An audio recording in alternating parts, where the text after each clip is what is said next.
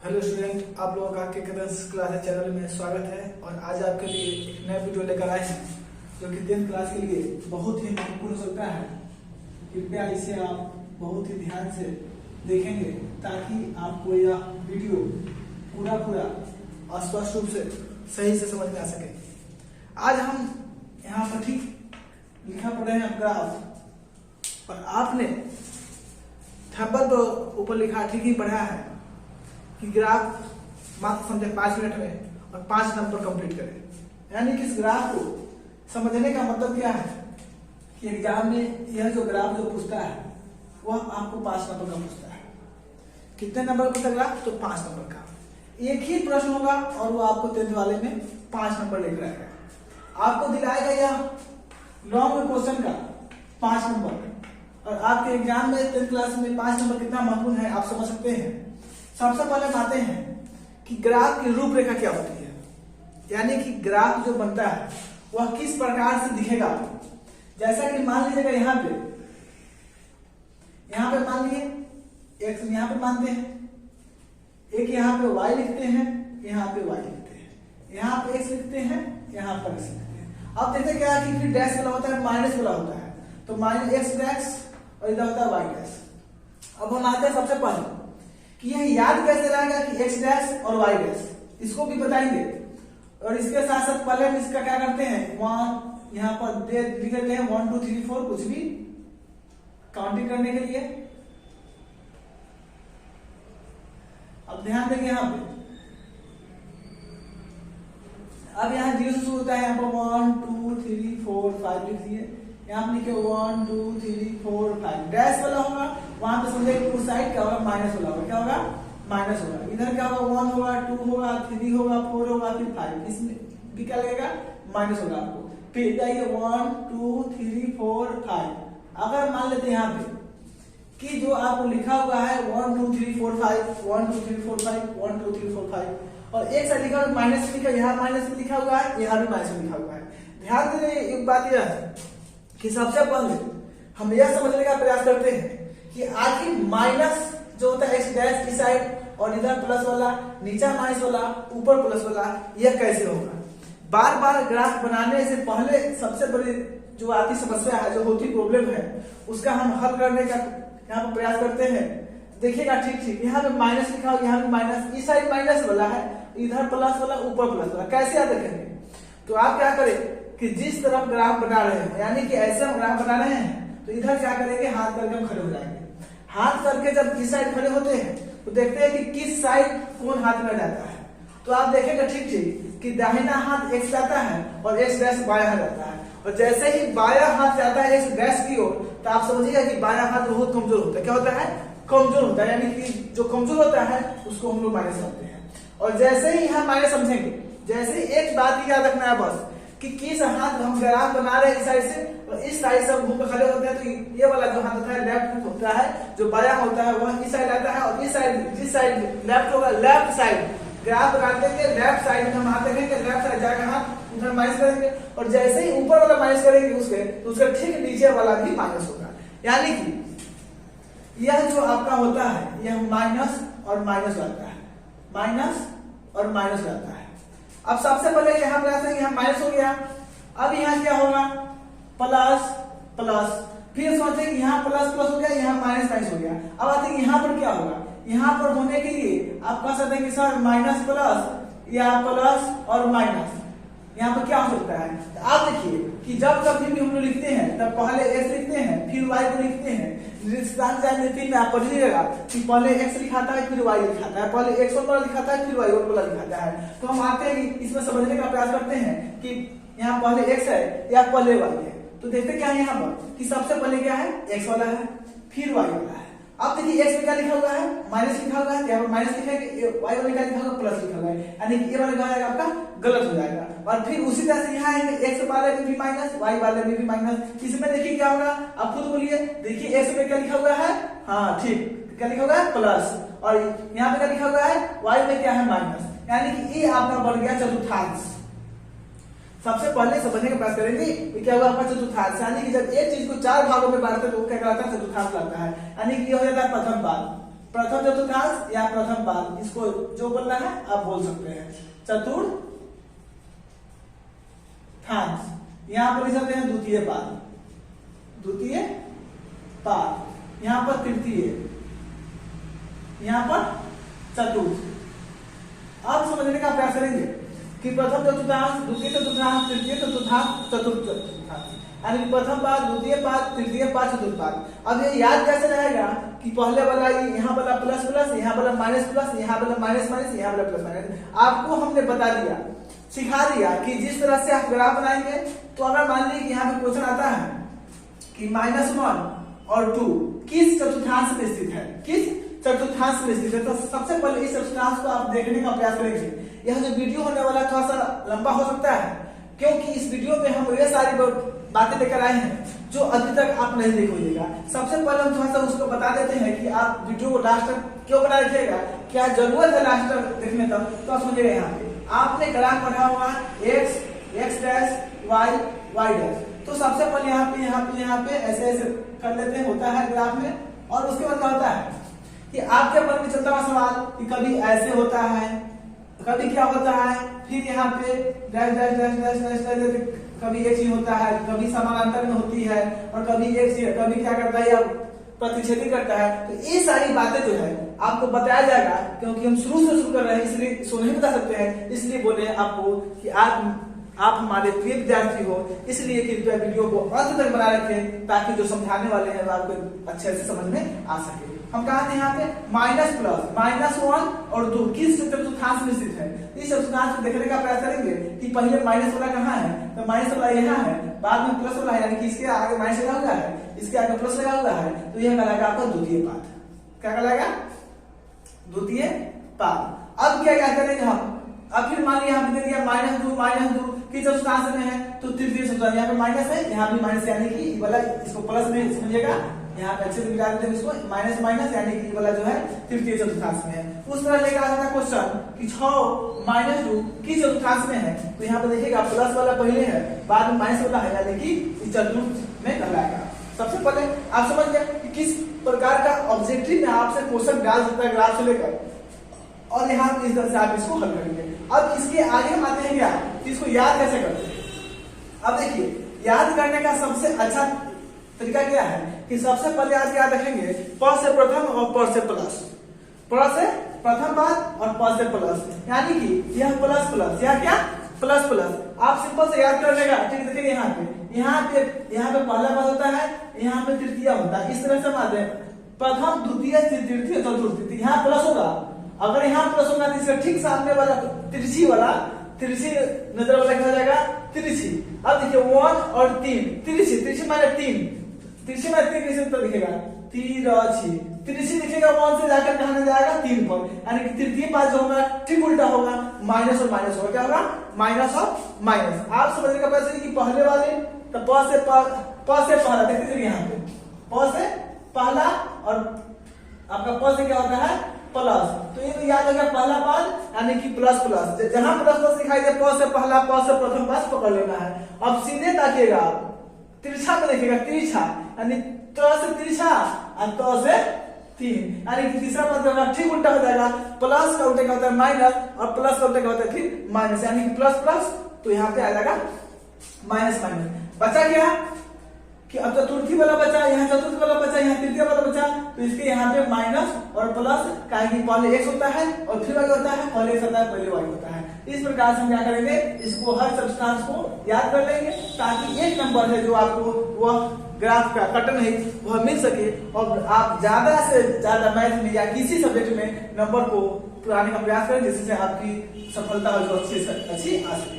अब हम आते हैं यहाँ पे, जब इस प्रकार से पढ़ लेते तब आते हैं कि आखिर में ग्राफ का क्वेश्चन कोई दिया हो, यानी 2x + 3y = 5, 2x + 8y, यहाँ पर माइनस कर दीजिए, -9। अब आते हैं कि ग्राफ का क्वेश्चन दिया, बोला कि ग्राफ बनाए, क्या करें, ग्राफ बनाए। तो सबसे पहले प्रयास कीजिएगा कि इसका 3 रूप में ग्राफ बनेगा। किस रूप में बनेगा, 3 रूप में बनेगा, और यही हम आपको बताने वाले थे, बोले थे यहाँ समझाया, देखिए थोड़ा सा वीडियो में अंतर बना रही है। अब देखिए किस प्रकार से ग्राफ बन सकता है, x y x dash y dash. आप भी बोलिएगा किधर ही जाएगा, यहाँ पर क्या जाएगा एक्स, यहाँ पर क्या वाई, यहाँ पर क्या एक्स डैश, फिर क्या यहाँ पे y dash. Number 3 x y, यहाँ पे एक्स डैश और यहाँ पे वाई डैश। यही कंफ्यूजन होता है, कभी कभी क्या होता है कि एक्स डैश वाई लिखा गया, जब वाई लिखा जाएगा माइनस वाला प्लस लिखा जाएगा, प्लस वाला माइनस लिखा जाएगा, तो पूरा ग्राफ गड़बड़ कर देगा। और ग्राफ में थोड़ी गलती होने के कारण क्या होता है कि आपको यहाँ से 5 नंबर से हाथ धो बैठना पड़ता है, और हम वो 5 नंबर को ला सके इसलिए आपके लिए यह वीडियो लेकर आए हैं। और देखिए यहाँ पे अब यहाँ पे कर दीजिए इसको इस तरह से, इसको कर दीजिए इस तरह से, इसको कर दीजिए इस तरह से, इसको कर दीजिए इस तरह से, फिर कर दीजिए यहाँ पे। आपको पहले बताया जा चुका है कि जब कभी भी के केटन क्लास चैनल का वीडियो देखना शुरू करें तो कॉपी और पेन लेकर बैठ जाए, ताकि हम जो बताते रहें उस वीडियो को दोबारा देखने की आपको जरूरत नहीं पड़े। एक बार देखिए कि एक बार ही समझ में आ जाए, अगर नहीं समझ में आता है फिर जाकर वीडियो को दोबारा देखते रहिए, आपको समझ में आती रहेगी। अब तो यहाँ पे काउंटिंग पे लिख दीजिए, यहाँ पर काउंटिंग लिख दीजिए, यहाँ पर काउंटिंग लिख दीजिए, इसमें माइनस लगा दीजिए, बता चुके हैं कि माइनस लगता है, बता चुके हैं माइनस लगता है, बता चुके हैं कि माइनस लगता है। इधर क्या minus minus minus minus minus minus plus 2 3 plus तो लिखते हैं हम लोग, इसलिए यहाँ पे लिखते हैं, इसको सीधे लिख देते हैं और यहाँ पे 0 लिख दिए, 1 2 3 4 लिखिए, यहाँ पे लिखिए 1 2 3, मतलब उस हिसाब से जगह के हिसाब से हम लोग चीन के सामने सामने लिख देते इसको 2 3 4 5। अब आते हैं सबसे पहले हम 3 ग्राफ, पहला ग्राफ, दूसरा ग्राफ, तीसरा ग्राफ। आखिर में इसका जो बनने वाला है इसको इस ग्राफ पर सेट करना है, किसी एक पर ही सेट होगा, इस पर सेट हो या इस पर सेट हो या इस पर सेट हो। तो आपके कहने का मतलब होगा जब एक ही ग्राफ बनेगा सर तो 3 ग्राफ लिखने की क्या आवश्यकता है। हमने इसलिए लिखा ताकि आपको पूरी तरह अच्छी से समझ आ सके। अब मान लीजिए कि आपके मन में चलता होगा कि सर जो ग्राफ होता है ना वह इस प्रकार का होता है, किस पहले आप देखिए ग्राफ किसी प्रकार हो सकता है, यानी कि एक दूसरे को प्रतिच्छेद करेगा, यह सिंगल होगा, दूसरा क्या होगा समानांतर की जाएगा। अब आते हैं कि हम 3 प्रकार से आपको ग्राफ दिखा दिए कि पहला जो ग्राफ होगा सिंगल लाइन होगा, इसमें डबल लाइन होगा ही नहीं। इसमें क्या होगा कि प्रतिच्छेद करेगा, कभी भी प्रतिच्छेद, यहाँ प्रतिच्छेद करता है या ऐसे प्रतिच्छेद करे या इस तरह प्रतिच्छेद करे, किसी तरह से प्रतिच्छेद करेगा तो करेगा, यानी कि एक दूसरे को लाइन जो हो एक दूसरे को लाइन पर काटेगा ही काटेगा। तीसरा क्या होगा कि ना किसी को लाइन पर काटेगा और ना एक ही जाएगा, यानी कि दोनों के बीच का अंतर जो होगा वो समान अंतर होगा, इसलिए बोलते हैं इसको यह ग्राफ होता है समान अंतर कहलाता है, या प्रतिच्छेद कहलाता है, या सिंगल लाइन का होता है। अब आते हैं कि जब कभी एग्जाम में ऐसा क्वेश्चन आ जाता है उसका हल जो ग्राफ का होने वाला है वह इस प्रकार का होता है, बट आप क्या करते हैं कि आप देखते हैं कि नहीं सिंगल लाइन ग्राफ में पढ़े ही नहीं आज तक, हमको तो ये बात समझ में नहीं आया कि सिंगल लाइन का भी ग्राफ होता है।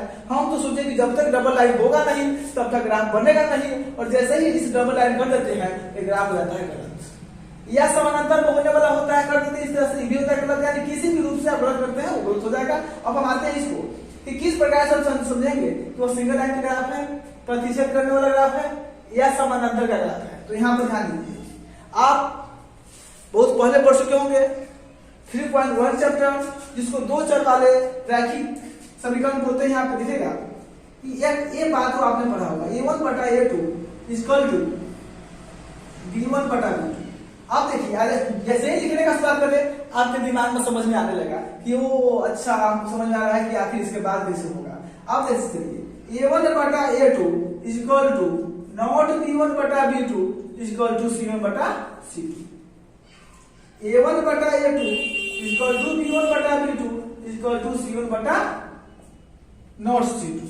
यानी यह जो होगा कि a1 बटा a2, आप कहीं निकालते किस तरह से है इसको भी समझने का प्रयास करिए कि a1 बटा a2, a1 कितना हो जाएगा यहाँ पे 2 हो जाएगा, a1 equal to 2, b1 equal to 3, c1 equal to 5, a2 equal to 2, b2 equal to 8 minus 8 और c2 इक्वल टू कितना 9। अब इस रूप में इसको उठा लिए, इस रूप में रखिए, a1 कितना है तो 2, a2 कितना है 2, देखिए a1 a2 आ गया। अब b1 b2 कितना है, b1 b2 भी निकाल लीजिए आप, तो यहाँ पर लिख लीजिए a1 बटा a2, a1 बटा a2, b1 बटा b2 कितना है b1 3 माइनस 8। आप देखने का प्रयास करें कि a1 A1 बटा A2 और B1 बटा B2 क्या दोनों बराबर है? यहाँ पे सॉरी मिस्टेक हो गया, यहाँ पे A1 बटा A2 और B1 बटा B2 बराबर है कि नहीं? A1 बटा A2 और B1 बटा B2 बराबर है कि नहीं? अगर A1 बटा A2 B1 बटा B2 बराबर है, 2 बटा 2 है, यहाँ पे 3 बटा 2 बराबर तो है नहीं। जब बराबर नहीं होगा तो इस रूप में होगा। किस रूप में होगा? इस रूप में होगा। अगर जब इस रूप में होगा, जब A1 बटा A2 निकाले और B1 बटा B2 निकाले, दोनों बराबर नहीं है, तो A1 बटा A2 equal to not B1 बटा B2, और जब A1 बटा A2 equal to not B1 बटा B2 होगा, जब बराबर होगा ही नहीं, तो इसको बोले क्या कि प्रतिच्छेद है। प्रतिच्छेद यानी कि प्रतिच्छेद करने का मतलब क्या है कि इस क्वेश्चन का जो ग्राफ निकलेगा वह क्या करेगा, एक दूसरे को काटेगा। यानी इसके लिए जो क्वेश्चन, इस क्वेश्चन का जो ग्राफ बनेगा इस प्रकार से बनेगा। समझ गए बात को? कि सबसे पहले क्या करना है, हमको इसको जांच देना है कि A1 बटा A2 और B1 बटा B2 रूप में, इस रूप में तीन रूप में किस रूप का हल आ रहा है। अगर A1 बटा A2 B1 बटा B2 का हल आता है यानी कि प्रतिच्छेद होगा। जब प्रतिच्छेद होगा तो ये क्या करेगा, इस तरह से, यानी कि यही बना है, यहाँ पर भी कर सकता है, यहाँ पर भी कहीं ना कहीं एक दूसरे को वह एक रेखा दूसरी रेखा को काटेगी, प्रतिच्छेद करेगी, यह पहला होगा। दूसरा, अगर मान लेते हैं कि यहाँ पर क्या होता है कि B1 बटा B2 बराबर आ गया, जब B1 बटा B2 बराबर होगा तो क्या करना होगा, यहाँ पे 8 करना होगा। अगर 8 करते हैं यहाँ पे प्लस करना होगा, तो प्लस करते क्या होगा, यहाँ पे 8/8 यानी कट के ये भी 1। अब जब बराबर आ गया तो क्या होगा, C1 बटा C2 आएगा ना, तो C1 बटा C2 बराबर नहीं आएगा। अब C1 बटा C2 निकाल लीजिए, C1 बटा C2 निकाल ले तो आ गया 5/9, यानी कि यह किस रूप का हो गया, यह हो गया आपका इस रूप का। यानी A1 बटा A2 मिला बराबर, लेकिन C1 C2 बराबर नहीं मिला। जब इस रूप का होगा तो अनेक हल होगा, इसका क्या हो जाएगा, इस तरह से बनेगा यहाँ पे ग्राफ। और जो इस तरह से ग्राफ बनेगा, समझ एक बात है कि इस तरह से ग्राफ बनेगा तो ग्राफ में होती है 2 रेखाएं। 2 रेखाएं क्यों होती है, अभी हम आएंगे थोड़ा देर। और यहाँ पे C1 C2 करते हैं, फिर अगर C1 C2 बराबर आता है, यहाँ पे मान लीजिए कि 9/9 हो, तो यहाँ पे C1 बटा C2 9/9 आता है, इसे कट किया जाता है, तो ये जब बराबर होगा क्या होता है, यहाँ पर बराबर C1 C2 क्या होता है, यहाँ पर अगर बराबर होता है तो ये वाला होगा। अगर C1 C2 बराबर नहीं होता है तो 3/9 होता है, तो ये वाला हो जाएगा। जैसे ही C1 C2 3/9 हो जाएगा तब क्या होगा कि A1 बटा A2 इक्वल टू B1 बटा B2 equal to not C1 बटा C2, C1 C2 बराबर नहीं है। जब बराबर नहीं आएगा तो यहाँ पे क्या होगा, ये समानांतर वाला हो जाएगा। क्या हो जाएगा, समानांतर वाला। तो इस प्रकार से क्या करना है, इस रूप को हमको पहले जांच कर लेना है कि A1 बटा A2 इक्वल टू B1 बटा B2 के रूप में है कि नहीं। इस रूप में है तो प्रतिच्छेद करेगा, एक दूसरे को रेखा काटेगा। अगर मान लीजिए कि यह प्रतिच्छेद नहीं करेगा, यानी कि A1 बटा A2 निकाले बराबर हो गया, जब तक A1 बटा A2 और B1 बटा B2 दोनों बराबर नहीं आता है तब तक C1 C2 नहीं निकालते हैं। अगर A1 बटा A2 के बराबर में B1 बटा B2 आ गया तो C1 बटा C2 यानी कि इसके बराबर B1 आ जाएगा ना, तब C1 C2 निकाल लीजिएगा। अब जब C1 C2 निकालिएगा तो 2 बात होगा, एक तो बात बराबर होगा, दूसरा बराबर नहीं होगा। जब बराबर होगा तो इसका अनेक हल होता है, इसमें सिंगल लाइन आएगा। अब हम आते हैं, और जब बराबर नहीं आएगा तो ये वाला समांतर वाला, यानी कि जब समांतर होगी तो इस तरह की ग्राफ का जो पिक बनेगा, जो फोटो बनेगा, इस रूपरेखा से बनेगा। अब आते हैं हम कि ग्राफ की 2 लाइनें दिख रही है, यहाँ पे एक लाइन, यहाँ पे एक लाइन, यहाँ पे 2। ये तो बात समझ आएगा कि किस रूप का होगा तो कैसा बनेगा। अब हम आते हैं कि 2 क्यों होती है, तब देखिए ध्यान दीजिए। पहला समीकरण क्या है, यहाँ पे पहला समीकरण, एक रेखा जो होती है इसका होता है, और एक रेखा जो होती है नीचे वाले समीकरण का होता है। पहला समीकरण, दूसरा समीकरण। तब पहला समीकरण का एक लाइन खींचा, दूसरा समीकरण का दूसरा लाइन खींचा। बट इसमें सर क्या होगा, इसमें आप मान करके बनाएगा। अगले वीडियो में हम आएंगे एक क्वेश्चन लेकर जो कि तीनों को बताया जाएगा। और इस वीडियो में देखिए यहाँ पे एक क्वेश्चन है, तो इस समीकरण का मान जो रखेगा इसका भी मान रखेगा, दोनों का मान इसी लाइन पे कटेगा, एक सिंगल ही लाइन जाएगा। इसलिए एक क्वेश्चन के हल करने के बाद दूसरे क्वेश्चन के हल करने की जरूरत नहीं है। आप सिंपल सा एग्जाम इसको यहाँ पकड़ सकते हैं, मान कुछ भी देखिए कटेगा तो यही लाइन पे, ठीक है। इसके साथ क्या होता है कि यह ग्राफ का वीडियो समझ में आया होगा, और आपसे पूर्ण विश्वास है कि आप इस वीडियो को 1 बार 2 बार नहीं 10 बार देखिए और 5 नंबर एग्जाम में लेकर आए। और इसके बाद हम एक ग्राफ का क्वेश्चन लेके आएंगे जो आपके लिए बहुत ही महत्वपूर्ण होगा। उस क्वेश्चन में बताया जाएगा कि पहला वाला, दूसरा वाला, तीसरा वाला किस प्रकार से मान के ग्राफ में हम पुट करते हैं और उसको हल करते हैं। अगले वीडियो में हम आएंगे, तब तक के लिए धन्यवाद। Thank you.